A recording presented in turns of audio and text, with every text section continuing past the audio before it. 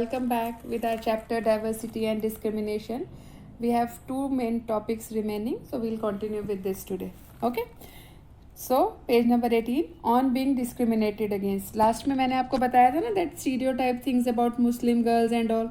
तो अब हम उसके आगे का कंटिन्यू करेंगे. People are engaged in different kinds of work like teaching, carpentry, pottery, weaving, fishing, farming, etc. अपनी लाइवलीहुड के लिए, अपने जीवन यापन के लिए. तो certain kinds of work are valued more than others. कुछ एक्टिविटीज़ ऐसी हैं जो कि हर कोई नहीं कर सकता, like cleaning, washing, hair cutting, picking garbage. ये ऐसे टास्क हैं जिनको कम वैल्यू दी जाती है. और टीचर्स, डॉक्टर, साइंटिस्ट, इन सबको ज़्यादा वैल्यू दी जाती है. People who do this work are seen as dirty और इम्प्योर. जो छोटे काम करते हैं वो लोग साफ सुथरे नहीं होते हैं. ठीक है, तो ये इंपॉर्टेंट एस्पेक्ट हैं कास्ट सिस्टम के, कम्युनिटीज़ के, ग्रुप ऑफ पीपल के.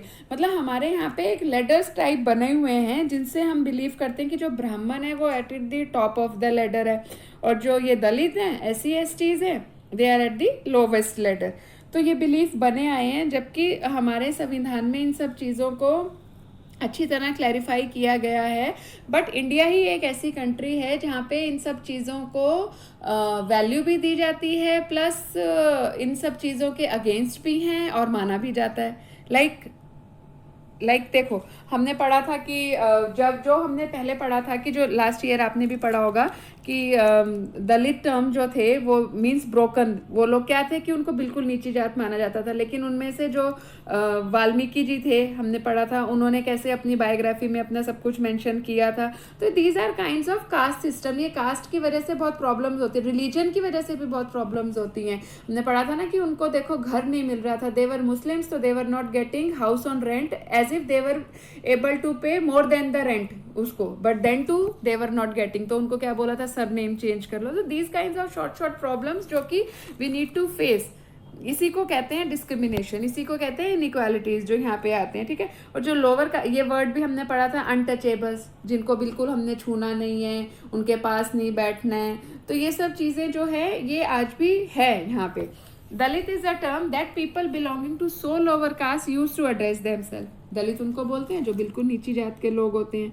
ब्रोकन मैंने आपको बता दिया. Dalit shows how social prejudice and discrimination have broken the Dalit people. उनका बिल्कुल आत्मविश्वास ही तोड़ दिया. लेकिन अगर वो लोग ये काम ना करें तो क्या हमें साफ सफाई मिल सके? मानो अगर कोई हमारे ये सीवेज वगैरह को क्लीन ना करने आए तो क्या हम रह सकते हैं? Can we live pure life और क्लीन लाइफ जिसको हम बोलेंगे? गंदे नहीं हो जाएंगे हम लोग अगर कोई नीचे हमारी बिल्डिंग में कोई गटर्स को क्लीन करने ना आए, सीवेजेस को क्लीन करने ना आए, तो कितनी हमें प्रॉब्लम होगी. इनके बिना भी तो हमारा काम नहीं चल सकता है ना. तो वी शुड रिस्पेक्ट एवरी काम जो भी कर रहे होते हैं. We should respect every work of even lower classes also. ठीक है, the government refers to this group of people as, क्या इनको मेंशन किया है, इस ग्रुप को बोलते हैं शेड्यूल कास्ट, SC. ओके, याद रहेगा आप सबको. Caste rules were set which did not allow the so-called untouchables. ये मैंने पहले भी बोला. For example, some groups were forced to pick garbage and remove dead animals from the village. ठीक है, गांव में से कचरा उठाना और मरे हुए जानवरों को उठाना किसी एक ग्रुप ऑफ पीपल का काम था. They were not allowed to enter. वो किसी ऊंची जात वाले के घर पे ही नहीं आ सकते थे. ठीक है, आप लोग अंडरलाइन कीजिएगा ताकि आपको जब आप चैप्टर दोबारा पढ़ें तो यू शुड नो कि what was the important point. ठीक है, उनके बच्चे अपर क्लास के बच्चों के साथ स्कूल में बैठ नहीं सकते थे. ठीक है, उनको सेपरेटली क्लास, ये देखो पिक्चर में दिखाया गया है. उनके देखो कैसे बाउंड्री बनी हुई है, वो बाहर से पढ़ रहे हैं. जहाँ पे उन लोगों ने अपने शूज उतारे हुए हैं वहाँ पे उनके बच्चे बैठ के पढ़ाई कर रहे हैं. ठीक है, तो ये सब जो है अनटचेबल वाला, ये it is very important point. लेकिन इसमें देखिए आगे क्या चेंजेस आए थे. Doctor Bhimrao Ambedkar, this is the most important name in Dalit. Doctor Bhimrao Ambedkar जो थे हमारे देश के one of the greatest leader थे, जिन्होंने सबसे पहले कास्ट बेस्ड डिस्क्रिमिनेशन का एक्सपीरियंस किया था 1901 में. When he was of 9 years old, जब वो खुद 9 साल के थे, वो अपने भाइयों के और कजन्स के साथ अपने पापा को मिलने कोरेगांव जा रहे थे, जो कि अब महाराष्ट्र में है. ठीक है, एक शॉर्ट स्टोरी है, मैं आपको एक्सप्लेन करती हूँ. उसमें क्या बोला गया है कि वो काफ़ी देर तक स्टेशन पे वेट करे जा रहे थे, तो उनको कुछ मिला नहीं जिससे कि वो वहाँ तक पहुँच पाए. और उन्होंने बहुत अच्छे कपड़े पहने हुए थे, अच्छी हिंदी बोल रहे थे, लाइक अच्छी लैंग्वेज में बात बात कर रहे थे, they were looking as if they were not untouchable, वो दलित नहीं लग रहे थे, वो अच्छे घर के बच्चे लग रहे थे। जो स्टेशन मास्टर जो थे उनको ऐसा लगा कि ब्राह्मण हैं वो बच्चे, और वो उनके पास आए और उन्होंने बोला कि क्या प्रॉब्लम है। As is usual among the Hindus, उन्होंने पूछा कि आप कौन हो। सबसे पहले हिंदुओं का ये रहता है, प्रॉब्लम नहीं पूछी उन्होंने, पहले उससे पूछा कि आप कौन हो।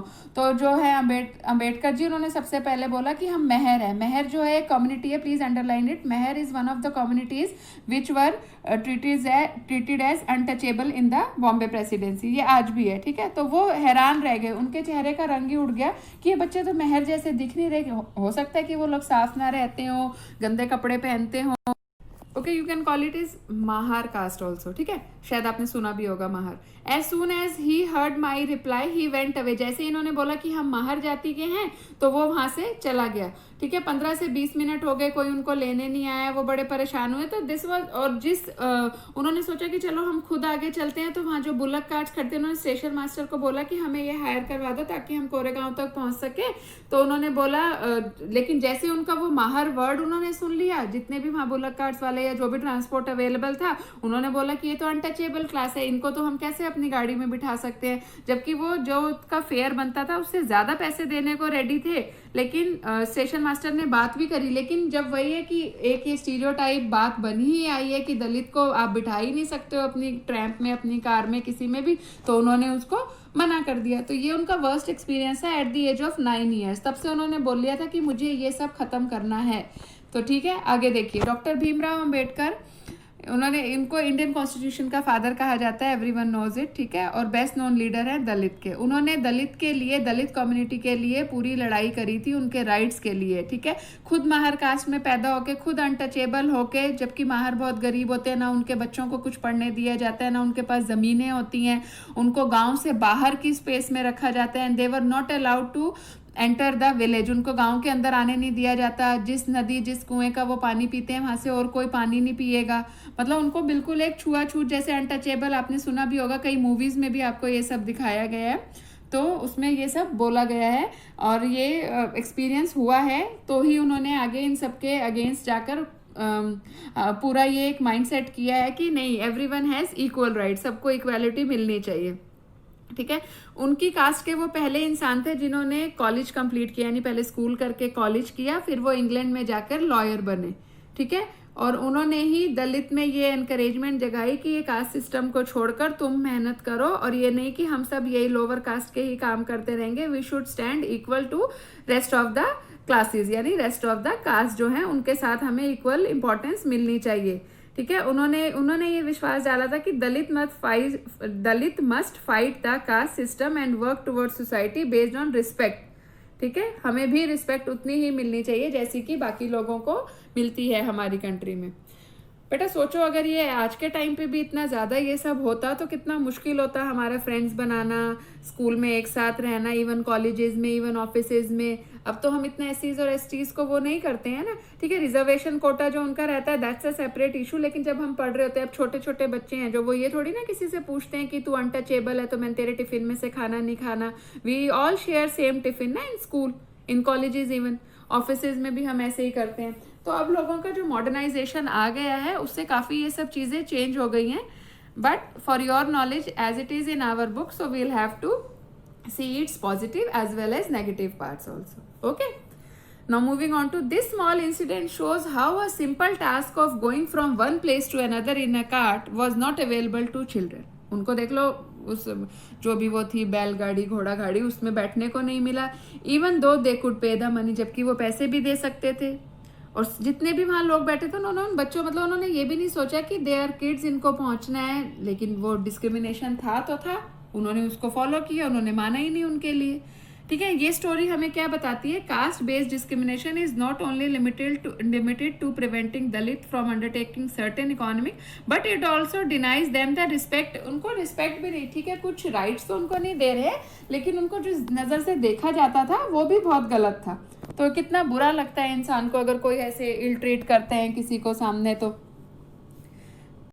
बेटा now moving on to striving for equality, कि मतलब इक्वालिटी के लिए क्या क्या स्ट्रगल हमें हमारे लिए हुई है, हमारे देश में हुई है, इसके बारे में हम पढ़ेंगे. The struggle for freedom from British rule also included with in it the struggle of large groups of people who not only fought against the British but also fought to be treated more equally.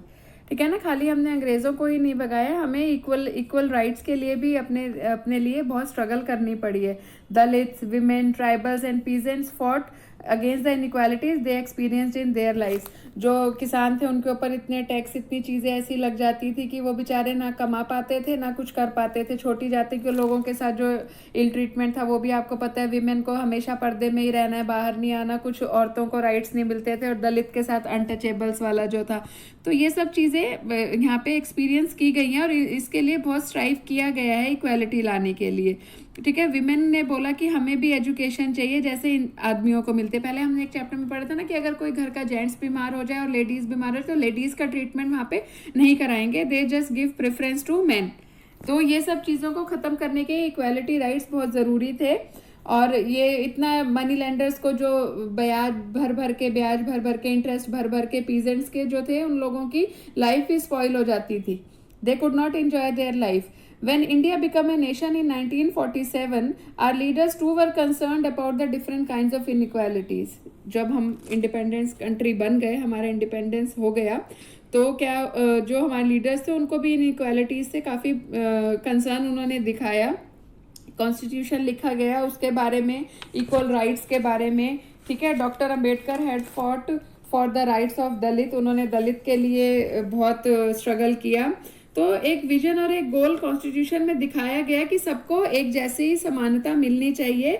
और this equality of all person is seen as a key value, कि equality को सबसे ज़्यादा importance दो, इसको की value दे, ताकि जिसकी वजह से जो हमारा इंडिया है, जो अलग अलग राज्य के लोग हैं, वो सब यूनाइट हो सके. और किसी को फोर्सफुली ये सब नहीं करना है, सबको इक्वल राइट और अपॉर्चुनिटी है.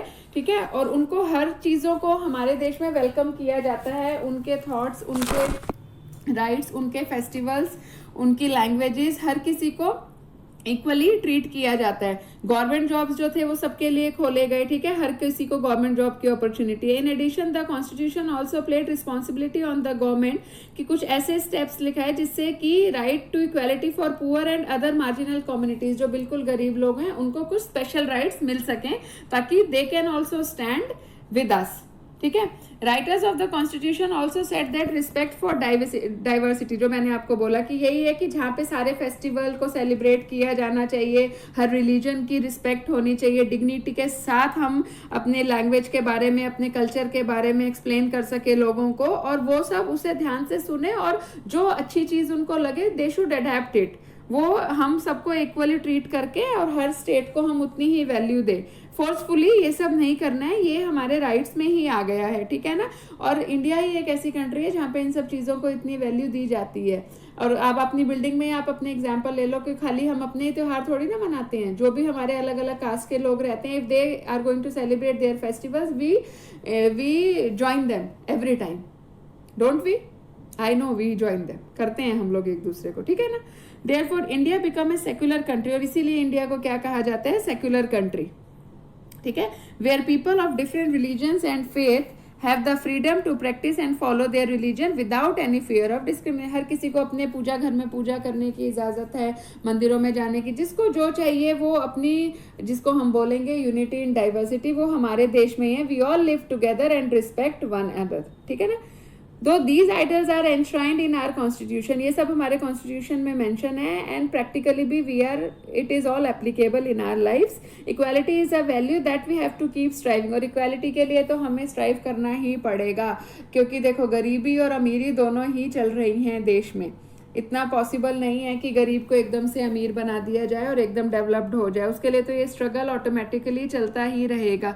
People struggle and positive action by the government are necessary to make this a reality for all India. सब इंडियंस को मिलके इसके लिए एफर्ट करना है. Everyone is busy in his or her work, so we should help even government to create equality all over our country. ठीक है. So beta, that's it for now. Hope you all have understood this chapter. Please reread it carefully and complete your notebooks beta. Bye. Take care. Have a nice day.